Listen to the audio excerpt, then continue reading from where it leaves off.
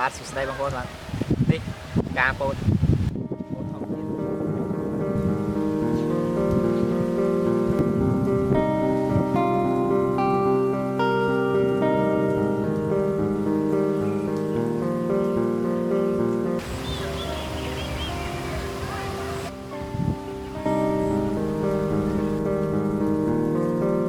បាននេះមកមើលទឹកឡើងនេះបងប្អូនទឹកឡើងដល់ពាក់កណ្ដាលស្ទឹងហើយ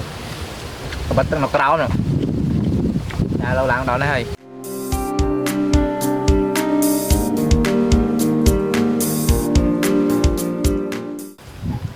នេះទឹកលេចការពលខ្ទេចហ្នឹង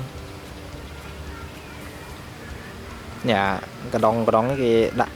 ហ្មងដាក់ហ្មងដើមពោតchào bạn cô bác ơi quý phong có môn chưa không chào cô